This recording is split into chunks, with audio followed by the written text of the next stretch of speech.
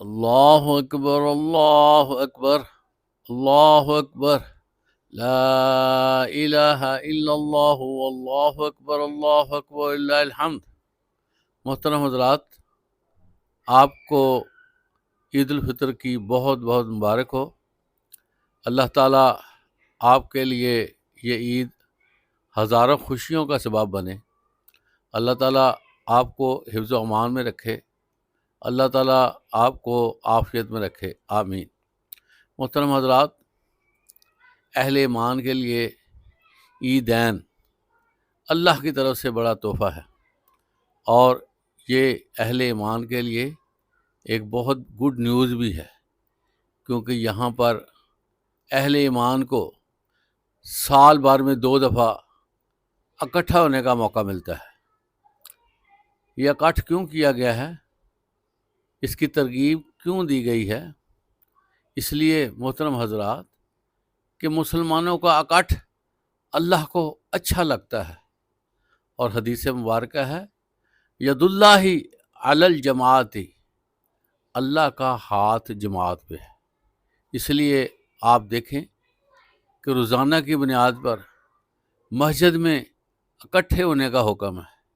جمعۃ المبارک میں تمام اہل علاقہ کو بڑی مسجد میں اکٹھے ہونے کا کہا گیا ہے، اور عیدین میں لوگوں کو کہا جاتا ہے کہ وہ پنڈال سجائیں اور کھلے میدان میں آئیں اور آپس میں ملیں جلیں، محبت کا اظہار کریں۔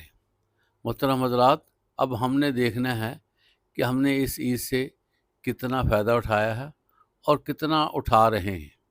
سب سے اہم چیز محترم حضرات آپس میں میل جول ہے، اور یہ میل جول عید کے معاملے میں بڑا اچھا ہے، کیونکہ بہانہ ہوتا ہے ملنے کا۔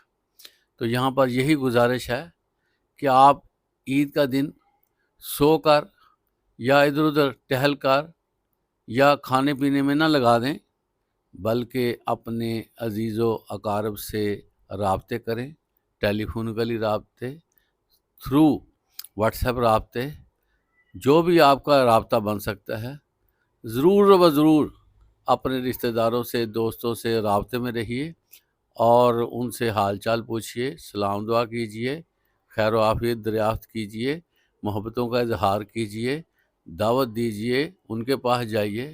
یہی عید ہے محترم حضرات، اور یہی عید منانا ہوتا ہے کہ جتنا ہو سکتا ہے لوگوں کے لیے وقت نکالیں۔ اگر آج بھی ہم سیپریٹ رہے، اپنے آپ کو الگ تھلگ رکھا اور عید کی خوشیوں میں شامل نہ ہوئے، تو پھر ایسی عید منانے کا فائدہ بھی نظر نہیں آ رہا۔ تو یہی آپ سے گزارش ہے کہ اپنے آپ کو تھوڑا سا مومنٹ میں لائیں، اور کوشش کریں کہ جن سے سال بھر رابطہ نہیں ہو سکا ان کو پہلے وقت دیں، اور کوشش کر کے سب کے ساتھ ایک دفعہ ضرور ہیلو ہیلو ہو جانی چاہیے۔ بہت شکریہ، السلام علیکم۔